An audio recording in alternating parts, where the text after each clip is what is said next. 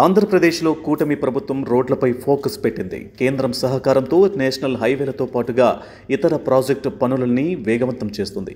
ఈ క్రమంలోనే పశ్చిమ గోదావరి జిల్లాలో 165వ నెంబర్ నేషనల్ హైవేను 4 లైన్లుగా విస్తరిస్తున్నారు.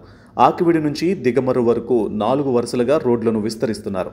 ఈ మేరకు 1200 కోట్ల రూపాయల నిధులు విడుదలయ్యాయి. అయితే భీమవరం దగ్గర బైపాస్ రోడ్డును ప్రతిపాదించగా అక్కడ రోడ్డు మార్గంపై అభ్యంతరాలు వ్యక్తమయ్యాయి.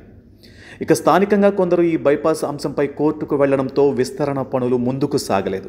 వెంటనే రంగంలోకి దిగిన భీమవరం కలెక్టర్ బైపాస్కు సంబంధించి ఉత్తరం వైపు గతంలో ఉన్న 2 ప్రతిపాదనలకు తోడు ఈసారి కొత్తగా దక్షిణం వైపుగా బైపాస్ రోడ్డు వెళ్లేలా ప్రతిపాదన చేయడంతో గ్రీన్ సిగ్నల్ లభించింది. ఈ బైపాస్కు భూసేకరణ ప్రారంభించనున్నారు.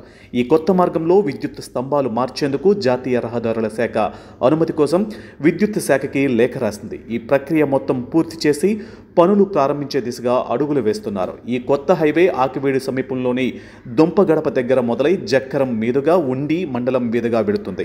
ఇక అక్కడ నుంచి కాళ్ళ మండలంలోని గ్రామాల మీదుగా భీమవరం మండలంలో భీమవరం పట్టణం గునుపుడి శివారులో తాడేరుకి వెడుతుంది. ఆ తర్వాత పాలకోడేరు మండలం మీదుగా వీరవాసరంలో కలుస్తుంది. అక్కడ నుంచి పాలకొల్లు మండలం మీదుగా వెళ్లి దిగమర్రు కూడలిలో నేషనల్ హైవేలో కలిసిపోతుంది. కొత్త మార్గంలో డిపిఆర్కి ఆమోదం లభించిందని అధికారులు చెబుతున్నారు. ఆయా గ్రామాలలో ఏ సర్వే సంఖ్యలో గల భూముల మీదుగా వెళుతుందనేది ఖరారు చేయాల్సి ఉందని, ఆ విషయంపై కలెక్టర్ ఆధ్వర్యంలో తుది నిర్ణయం తీసుకుంటారని చెబుతున్నారు.